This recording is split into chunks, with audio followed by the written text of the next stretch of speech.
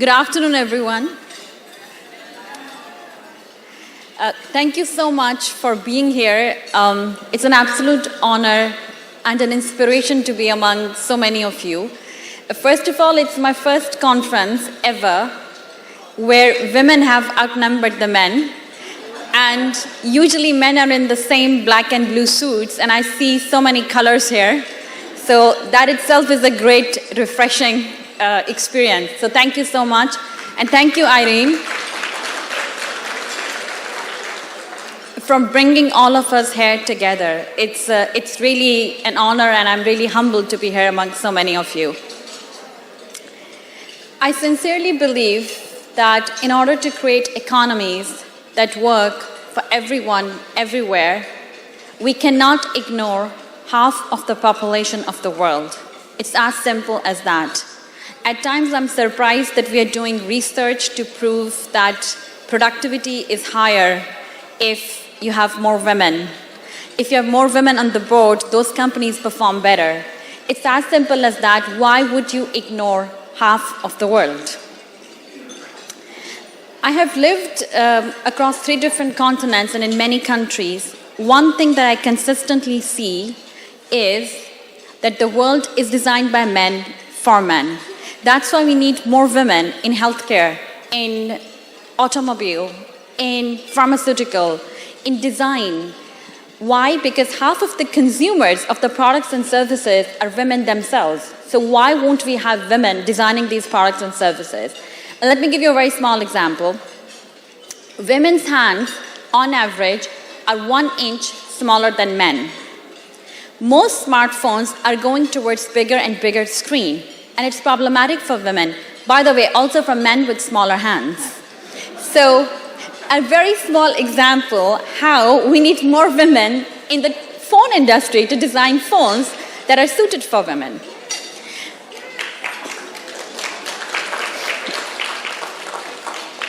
I'm wearing my very dear friend from Poland, Kasia's, who's an SME, her suit here. And the main value proposition that she has is if women are traveling and they're traveling for work, they go back to the hotel, they should not be able to iron their clothes. So what I'm wearing does not need to be ironed. I can go on a plane, be comfortable. A man would not think of that.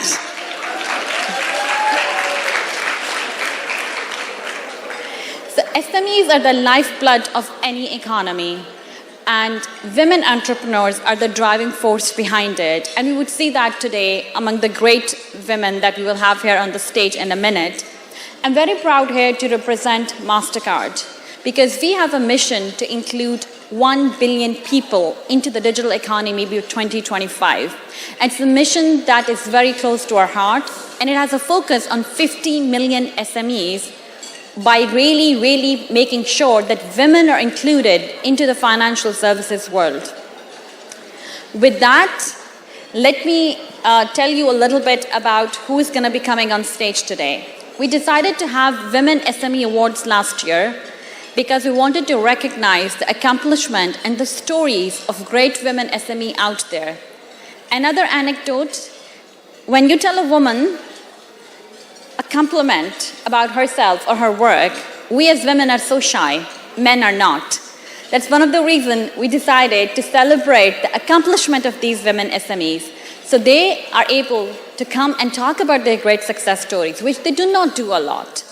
So last year, our Women SME Awards was consisting of Middle East and Africa entrepreneurs. This year, we expanded it to Eastern Europe, Middle East, and Africa. We will have 3 winners today. They will share their journeys, and it's a big inspiration for me personally, and I'm sure each one of you would leave the room thinking about their journeys. I'm also very proud to share the stage with our fellow jury member, Neza, who I invite on stage. She's the founder and CEO of She Women, but more importantly is Neza's mission. She is creating 1 million jobs for women in the Arab world. She's a book author and an entrepreneur herself.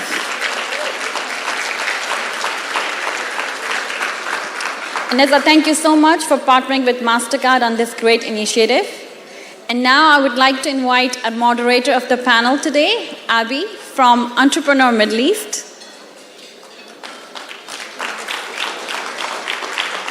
And Abby will take this forward.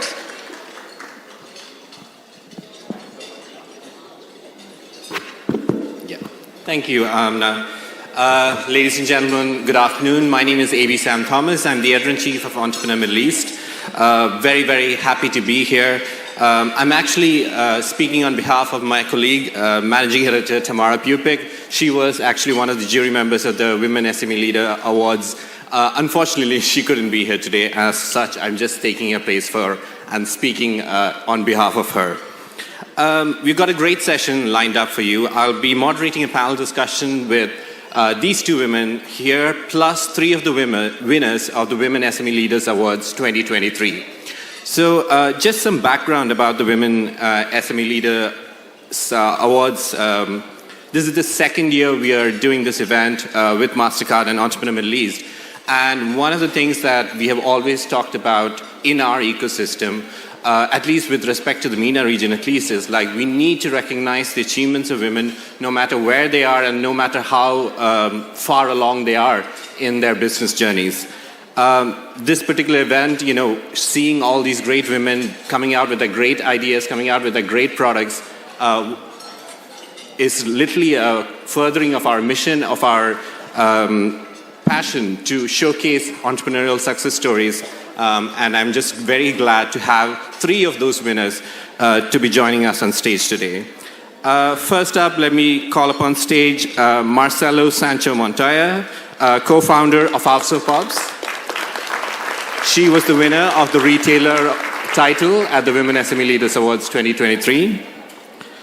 Next up, Marang Mbakanil. Sorry if I pronounced it wrong, Marang, but she's the founder and CEO of Drones for Africa, based in Botswana, and the winner of the Techie Award.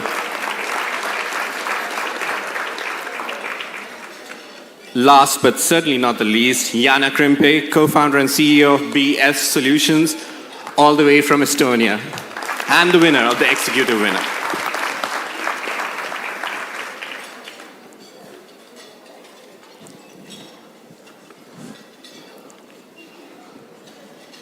All right, ladies. I think we need to kind of like start with a round of introductions. And Marang, I'm going to like put the camera straight on you. Can you just talk about yourself and how you came to be doing what you're doing today? Thank you. Good afternoon, phenomenal women and men. I was actually looking at page 31 of the program. The booklet that we've been given. And I'd love us to, I know we're eating, but I'd love us to turn to that page and make a bit of an addition.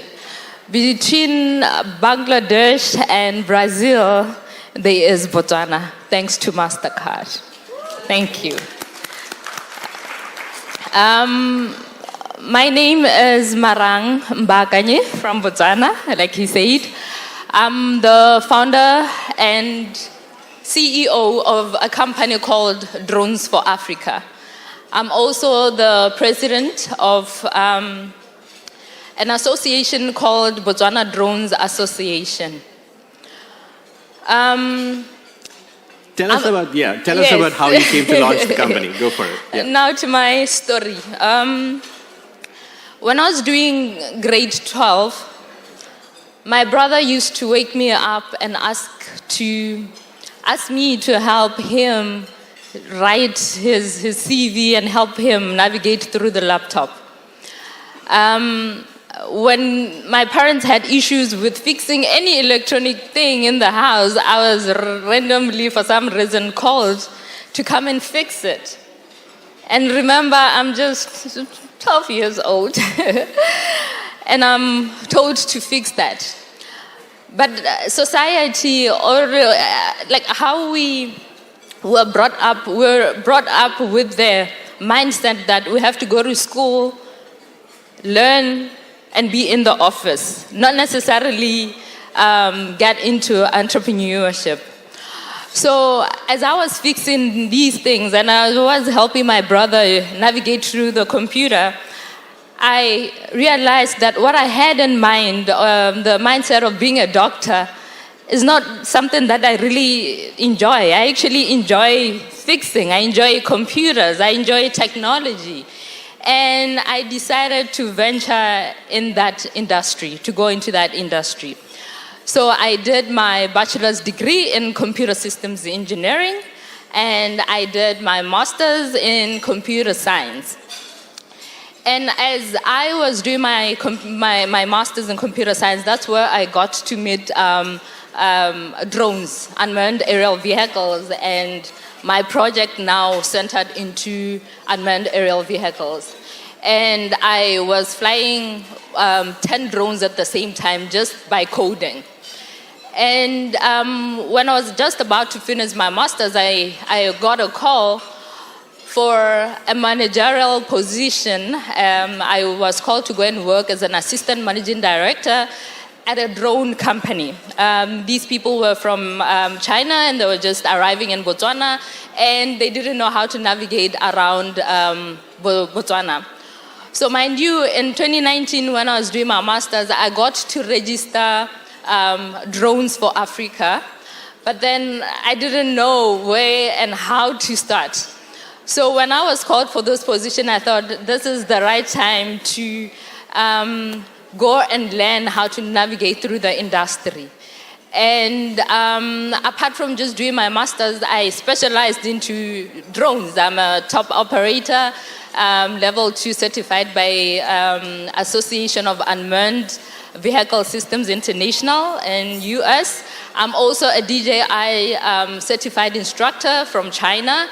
I am also an instructor from an academy in South Africa. So when I was called for this position, I thought this is the time to actually now specialize into drones. So the first year, I realized that every time when we were supposed to go and fly, I'm told, wait. When a customer comes and asking us to go and fly the drone, I'm just there and I'm busy getting the drone ready. My boss just says, wait. I waited the first month, waited the second month, and a year passed until there was a male who came and was employed, and we didn't wait. He was allowed to fly the drone. And I wasn't allowed to fly the drones. The demand became more. That means we were getting a lot of customers who need our services. And there was a time where this man was on the other side, and the demand, people needed the services. And I'm supposed, the drones are there, and I'm there. And I have to go and, it's obvious, I'll be the one who's flying. And I tell my boss, I need to go. The customers are asking us. He says, wait. And whilst waiting, we hired another operator, another pilot, to come and fly the drone. And I'm there busy in the admin side of things, but as an assistant managing director, but I'm still not allowed to fly the drone because I've been told to wait. After 2 years, I decided I'm not doing this. I am starting the company that I registered in 2019. I might not have the funds because I started saving since 2019. I can't afford all the drones that I would love to have, but I'm starting. So this year, I started Drones for Africa, January, and I believe this is where we are. So at Drones for Africa, what we do is we sell different types of drones from all over the world. We rent them out. We also train people to be drone pilots. And also we repair them, we repair and maintain them. And also have a research center where we're trying to customize them for the needs of Botswana and also the Africa. Like I said, I'm also the president of Botswana Drones Association. So at the association, what we're trying to do is to try to change the whole mindset of what people have regarding women. We want people to start seeing women for their capabilities, not necessarily their gender. So we're going around teaching and also have a program of even training the women to fly drones, and also going into remote areas, because we know technology is always in the cities and we forget the people in remote areas. So we're also going around sensitizing and teaching people in remote areas. So basically, that's me. Thank you. Marang, I think everyone here is inspired by a story. But before I introduce the other speakers, I do want to ask you about this. I can see the pain when you say that you were told to wait. So keeping that story in mind, what's your advice for women who are told that today about, chasing their dreams or things like that? Yeah. The thing is, when you know, you know.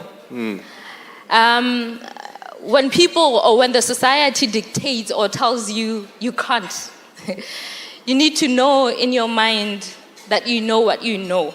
And you're not going to allow the society to dictate or tell you no and wait.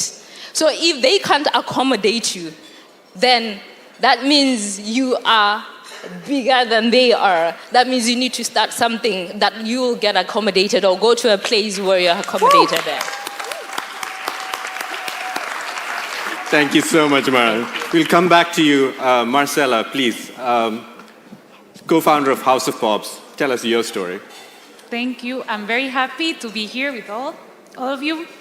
And yes, I'm Marcela. I'm co-founder of House of Pops. I've been around 7 years already in the region. I come from Costa Rica.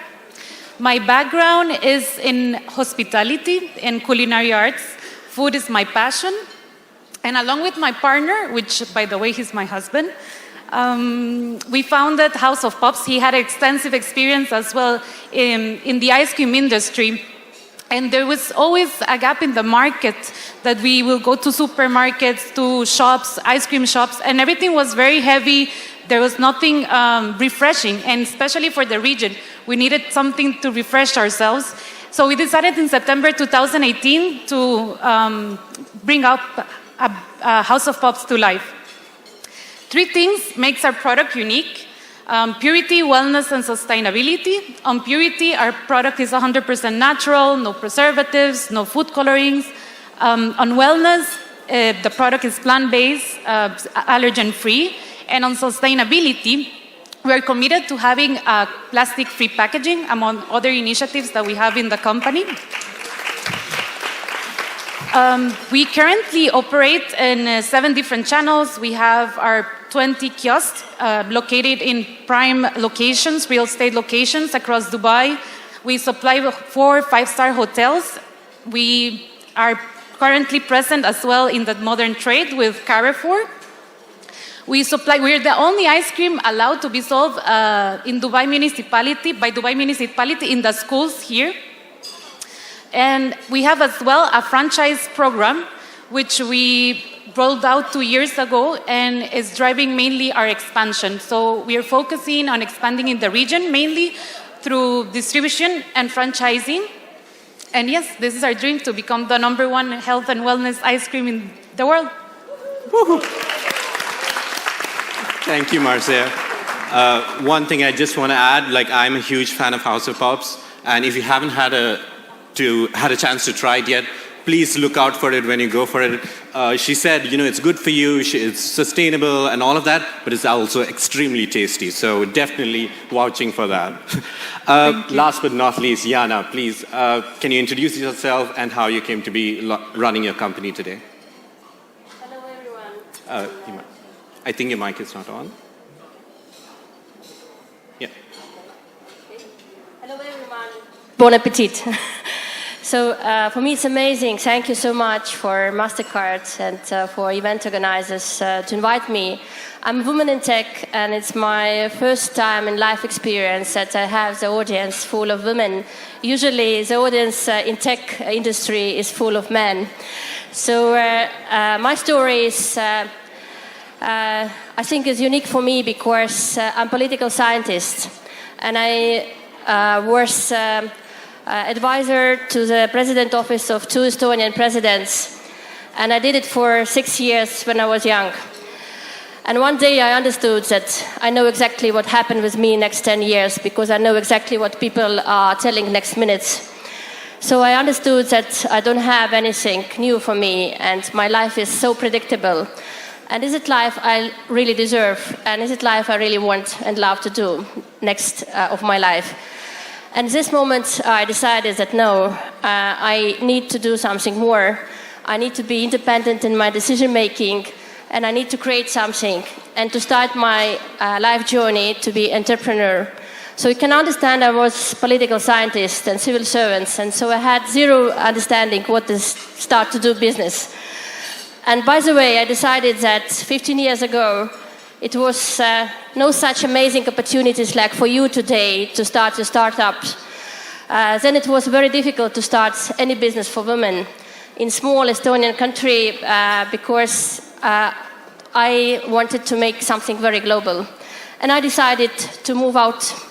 So to choose absolutely unknown country for me, and this country was Azerbaijan, because my mom was born here. And I decided it could be very exciting for me to try my new journey of life in the new country. And when I arrived to Azerbaijan, I started to think what to do. I definitely understood that I can't sell goods because this is a country in the middle of Asian Silk Road, and any person in this country can sell and buy goods much better than I can do it from Estonia. I understood that I need to do extremely different things, and I understood that Estonia, which is a leading country in e-government and technology, this is what I can repeat, and this is what I can bring to Azerbaijan. And then for today, I'm founder and CEO of Best Solutions. It's a national mobile identity provider. And what we are doing, we're providing people the identity in mobile phones. So it gives the possibility for people to access any e-service in the country, in any financial service. And this service is equal to a handwritten signature. And we did it for everybody, from capital cities to rural areas. And for today in Azerbaijan, more than 2,000 e-services accessible to all people with their mobile phones, including the rural areas. And now we move forward. So because I'm here, coming from Europe, I understand that this is what we're developing in Europe is accessible for people with high level of income and high level of literacy in technology. But what to do with these remote areas and with developing countries where people still have a lack of knowledge, where people maybe can't read and write, but they still want to do businesses.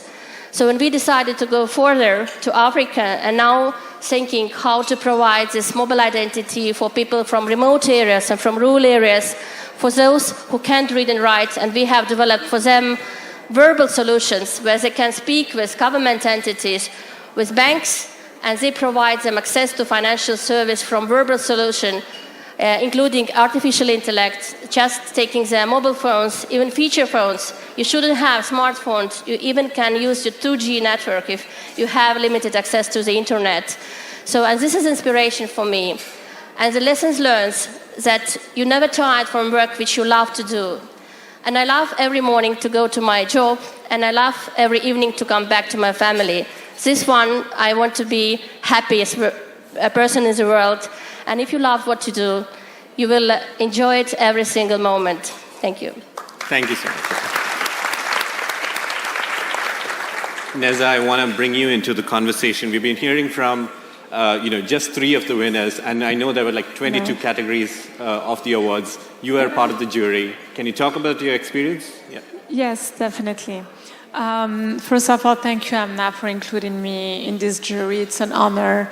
It's always an inspiration to hear the personal journey of women entrepreneurs.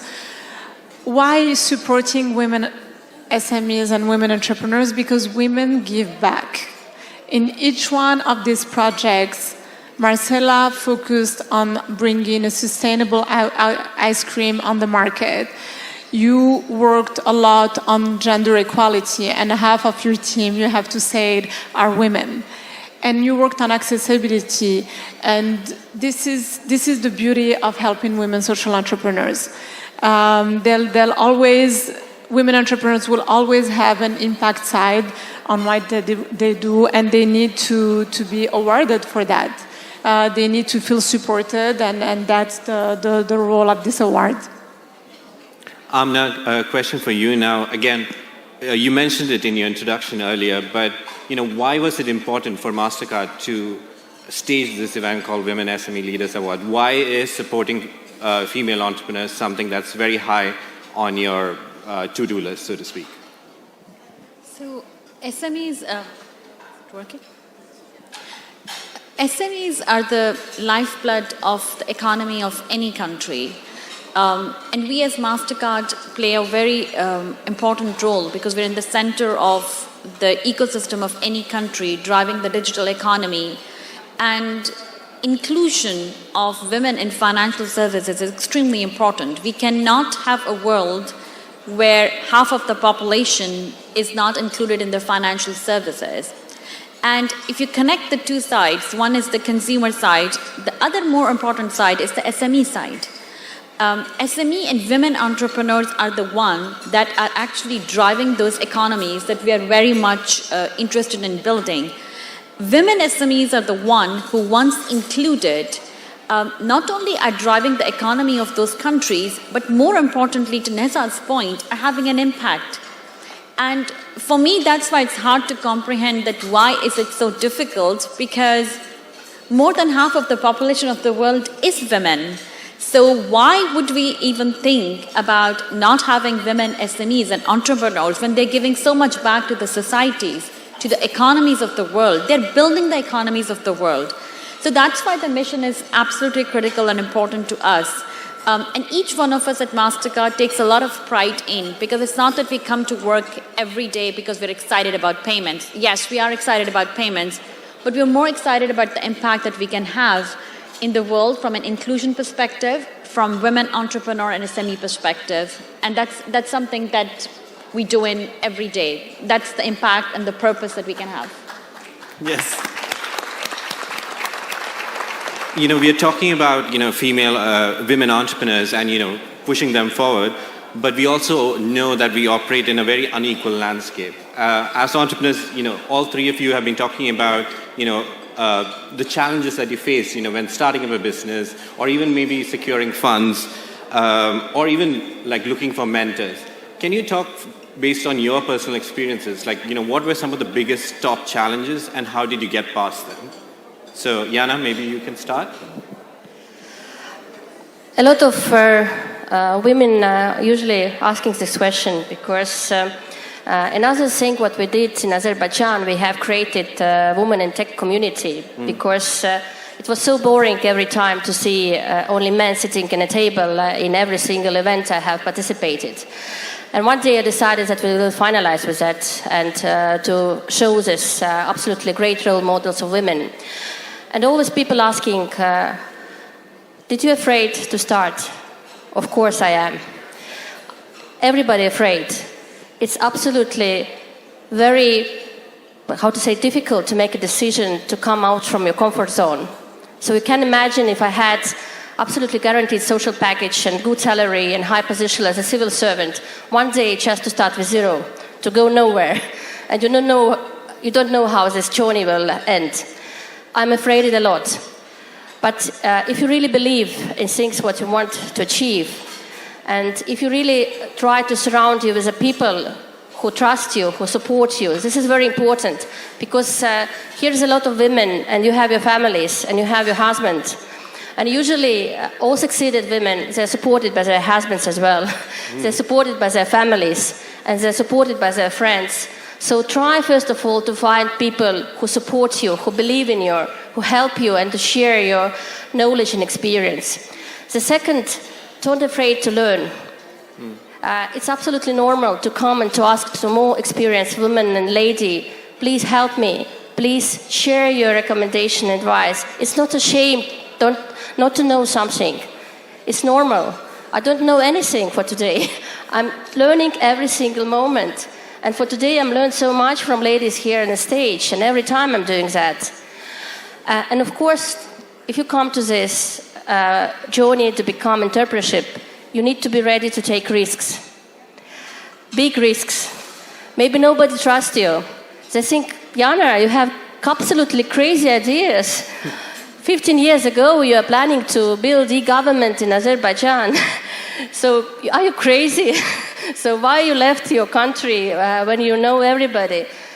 But I really trusted, I believed, I loved Azerbaijan, and I knew that we can achieve a lot together.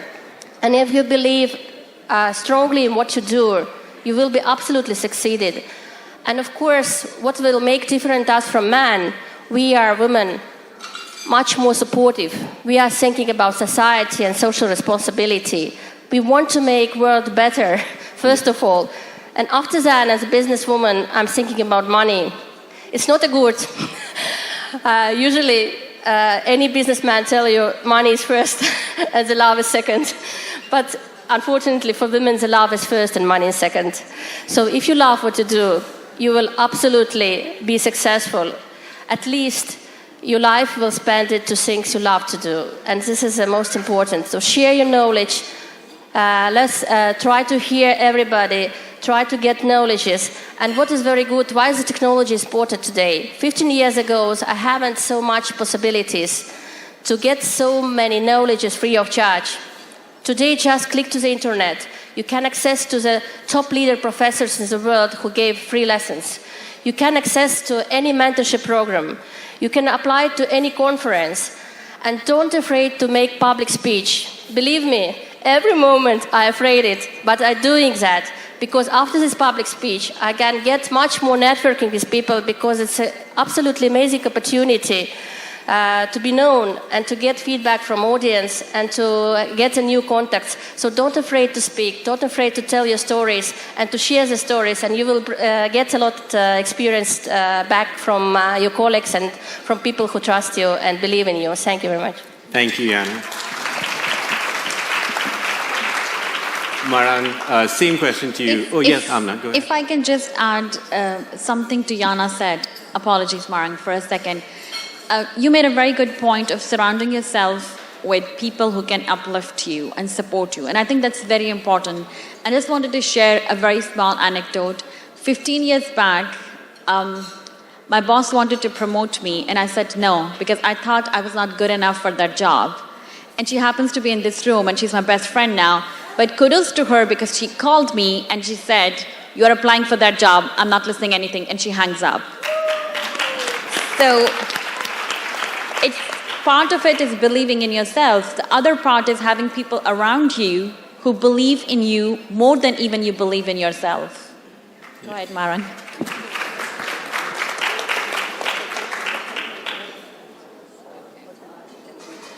Go for it, Maran. Okay. Yeah. I was trying to remind myself the question.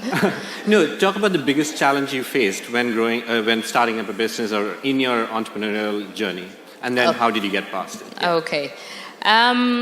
In Botswana, I'd say in Africa, sometimes when you talk about technology and they've never seen it, they just don't believe you. They don't open their doors for you because they feel you're talking about something that is just not in this world. And I think my challenge has been funding, and was funding. Because for you to be in a position to show them the capability of drones, that means you need to procure one and fly it to show them that this thing can indeed do what you're telling them to do. So I had to save, like I said, Drones for Africa as a bootstrapped company. I had to save and save for years. Like I said, I registered in 2019 until I could afford to buy drones and go out there and show them the potential of what these drones can do. So that was me trying to solve it by just saving till I buy them and people seeing the capabilities of drones. Yeah. And just to add on what they were saying, I think most of the time, I'd say when after we get to positions that we've been wanting to get to, we get to get busy.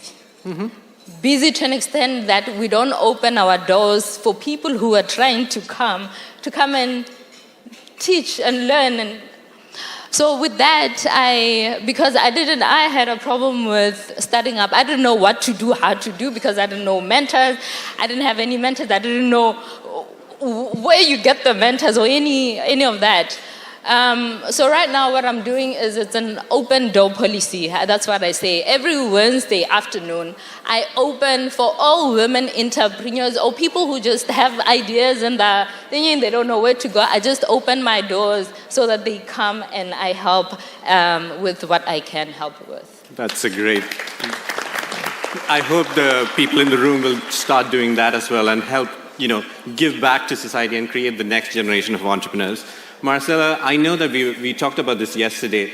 I know that you found the UAE landscape very favorable place to do business, but you tackled with other challenges that were self-limiting. Can you talk about that and how are you still making your way past them? Yeah. Thank you. Yes. So, like you said, like the landscape in UAE, it's quite supportive for entrepreneurship, and it's beautiful to do a business here. As well, there's a lot of programs for women. I myself have taken part of them with for example, with the U.S. mission and partnering with NYU, where they gather women and they coach us on so many levels. And one of them is being self-confident. Sometimes the limitations are more within ourselves than they are actually there. So I believe as women, we're not confident enough to achieve what we want. We believe we're always hesitant, or we always think we are not really prepared, or we're not ready to make that move, but we actually are, and we don't mention how much we can achieve. So that's my personal struggle. I'm always very hesitant. I struggle in public speaking, so I'm pushing here the extra mile. But yeah, that's it. And that's a great way to go. You have to push yourself out of your comfort zone if you want to get ahead. So hats off to you. Neza, I'm going to rely on your experience. You have been seeing women entrepreneurs for a long time. Again, if there are 3 top tips you would give women who are just thinking about starting up businesses right now, what would your 3 top tips be? Yes, definitely. I think when being an entrepreneur is very hard on the long run, and often we don't have the right ecosystem around us that supports us with funding, with thinking, coaching, and so on. I think the first tip that I've been giving women around me is networking. Networking when you need it, but also networking when you don't need it. Mentoring. When you give to others, you kind of reinforce your own learning, and then through that mentoring, even at the beginning of your own journey, it will open doors to you as well for mentors. And focus, I think as women we have amazing visions. We can be very creative, and we just need to keep that vision. I'm not saying to make it smaller but just when you're pitching to people, what is your focus? What is your next step? What is your KPI? Because this is what the financial world is asking for. Yeah. Thank you, Neza. We are running out of time, but I do want to bring this up because, Jana, we had this conversation yesterday, and I thought this was something we absolutely need to talk about. Again, we operate in a landscape where sometimes you are faced with men who are kind of blocking the way or not taking you seriously, or they are just throwing hurdles in your path. I know that you have faced that quite a few times in your career. Can you talk about what should they be doing when women face these situations now? What's the best way to tackle them? And perhaps we can go down the panel as well. But Jana, I would love to start with you. Yes, sir. Unfortunately, I have sometimes in my life, or maybe not sometimes, but very often the situation when I come into the room and start my negotiations. one blonde, blue eyes girls in tech industry. So you can understand the skeptical eyes I'm seeing opposite. And very often men, first 10 minutes talking about everything but not about the business we are planning to discuss. And this is a moment when you need to make a decision what to do next. So you want to be angry, you want to stand and wait out, and you want to give reaction. But I think the better reaction to give and to show that you're a real professional in the field and in the work what you are doing. And usually what I'm doing, I'm listening very carefully, I'm calm, I work with myself, and next minutes I try to show that I'm professional, that you need to change your mind, that you are talking with the same person from the same industry who are earned to be polite and respectful. And of course, what we try to do, we try to work with men in tech industry because maybe they will not loudly talk about that, but they're still skeptical about women in technology. And what we are doing, we're bringing this best women on a stage, and thank you Mastercard for doing that as well, because this award ceremony is not just to get the second or third diploma in your life. It's a possibility to show to everybody, including the males, that we are really professionals. We deserve to be respectful, and we deserve to be on the equal position with men in tech as well. So we loudly want to share our stories, and we try to work with men and to invite them into all our sessions and to have dialogue and to discuss this topic and to bring more female into companies and to explain from the business side why it's important. And one additional remark, not about this question, but about a lot of females today who are owners of small businesses. And I'm from a very small country with only 1.5 million population. Estonia is very, very small, but this is the motherland of Skype technology. And now I'm living in Azerbaijan, which is also a very small country with only 10 million population. These two small countries are very succeeded. And today, in the era of technology, the most important, not to be big to win small, but to be fast to win slow. So you are small businesses, are very fast, you're agile, you can adapt very quickly to technologies, to be innovative, you're not bureaucratic, you can make decisions independently yourself and to react very quickly to the customer behavior. So be proud being small to be very big in the world. So this is our advantage. Thank you, Jana. Yes. Absolutely. Can we open up for questions from the audience? No, we cannot. Okay. I'm going to go. It's fair. It's fair. Amna, I'm going to kind of like go with you for the last question. Yeah, please. Marang has something to say. I think we can Yeah, wrap please, up here. of course. Marang, go ahead. Oh, okay. I usually say if we went to the same classes with men, taught the same things, why can't we? Why is it different when we're supposed to implement and they feel women can't, whilst we receive the same type of education? So what we do as Drones for Africa and what I advocate is for blind hiring. So what we do is we ask people to not put their personal information, their gender, when we hire. Because the idea is to hire on capability and not on gender. So we do that and go to the process of hiring. And with that, 70% of the people, the employees, are actually women. Women who can fix drones, women who can fly drones. And imagine if, imagine if we're looking at the gender, maybe we couldn't have hired those people, the people with capability. Yeah, thank you. Thank you, Marang. Amna, question back to you again. Again, you have had a great career in finance, in corporate world. Again, any advice you would give women who are trying to follow your story and how in terms of like making a successful career for themselves? So since we are wrapping up the panel, I think we heard great advice. I mean, honestly, I'm humbled and I'm inspired by your stories. I think we have so much to learn. We have thousands of nominations. Only 3 of you are over here. Congratulations for that. And each one of you had such a powerful story. And instead of giving advice, I would say I have learned so much from all of you here today, and I'm sure everyone in this room has.